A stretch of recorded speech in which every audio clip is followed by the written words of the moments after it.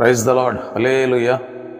మన రక్షకుడును ప్రభు అయిన యేసుక్రీస్తు నామములో ఈ డైలీ మన్నా అనే కార్యక్రమాన్ని వీక్షిస్తున్న మీ అందరికీ ప్రభు పేరిట శుభాభివందనాలు తెలియజేస్తా ఉన్నాం.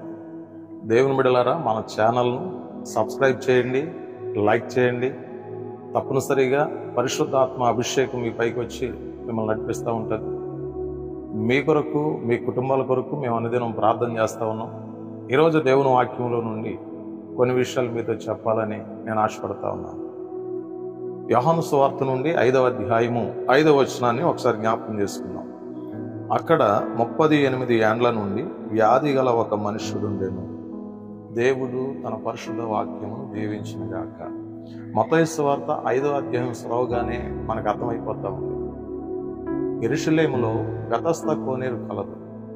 దేవుని బిడ్డలారా, ఆ కోనేరుకు 5 మంటపాలు ఉన్నాయి.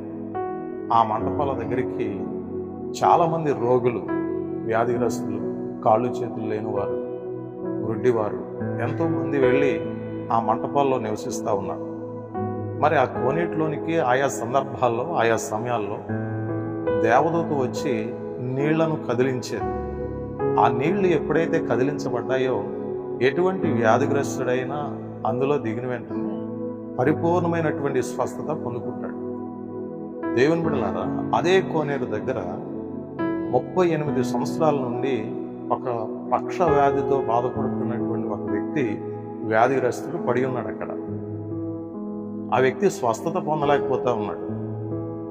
ఆ బెతస్దా కోనేరు దగ్గర వ్యాధిగ్రస్తుడు ఎలా అయితే ఉండిపోయాడు, అలా ఈరోజు చాలా కుటుంబాల్లో వ్యాధిగ్రస్తులు అనబడిన వారు చాలామంది ఉన్నారు. చాలా కుటుంబాల్లో రోగాలతో బాధపడే వాళ్ళు చాలామంది ఉన్నారు. చాలా కుటుంబాల్లో వ్యాధులతో బాధపడే వాళ్ళు చాలామంది ఉన్నారు. దేవుని బిడ్డలారా, చాలామంది ఎన్నో హాస్పిటల్కి వెళ్ళి వైద్యం చేయించుకుని మెడిసిన్ వాడుతూ ఉంటారు. చాలా మంచిది.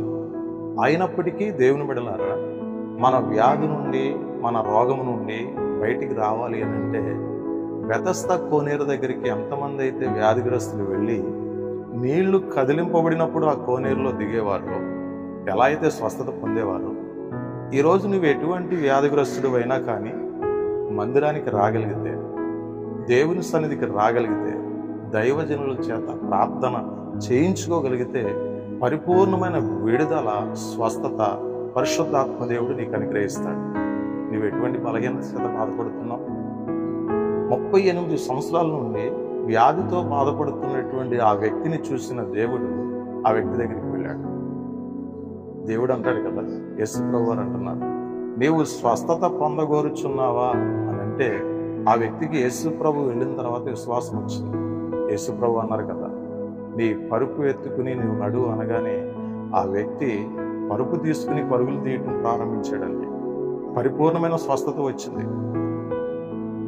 ఏంటంటే దీర్ఘకాలికంగా బాధపడుతున్నాడు 38 సంవత్సరాల నుండి.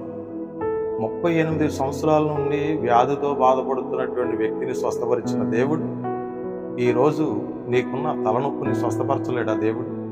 నీకున్న కడుపు నొప్పిని స్వస్థపరచలేడా దేవుడు? నీకున్న అనారోగ్యాన్ని, బలహీనతను స్వస్థపరచలేడా దేవుడు? దేవుని బిడ్డలారా, గమనించండి. నువ్వు ఎటువంటి బలహీనత చేత బాధపడుతున్నా యేసు ప్రభు దగ్గరికి రా, దేవుని మందిరానికి రా, వాక్యం దగ్గరికి రా, యేసు ప్రభుతో కలిసి సహవాసం చేయడానికి ప్రయత్నించు, సంఘ సహవాసానికి రా. ఖచ్చితంగా పరిశుద్ధ ఆత్మదేవుడు నిన్ను స్వస్థపరుస్తాడు.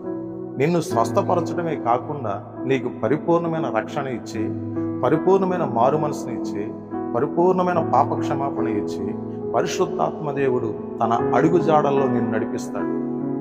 38 సంవత్సరాల నుండి వ్యాధితో బాధపడుతున్న పక్షవ్యాధిగ్రస్తుడను స్వస్థపరిచిన దేవుడు ఈరోజు నిన్ను, నీ కుటుంబాన్ని, బలహీనతలతో బాధపడుతున్న ప్రతి ఒక్కరిని కూడా పరిశుద్ధాత్మదేవుడు స్వస్థపరచాలని ఆశపడుతున్నాడు. దయచేసి గమనించండి. ఈరోజు మీ అందరి కోసం నేను ప్రార్థన చేస్తున్నాను. మీరు ఎక్కడున్నా తలలో ఉంచండి. మీకు ఎటువంటి బలహీనత ఉన్నా పరిశుద్ధాత్మదేవుడు విడుదల చేయబోతున్నాడు. ప్రార్థన చేసుకుందాం.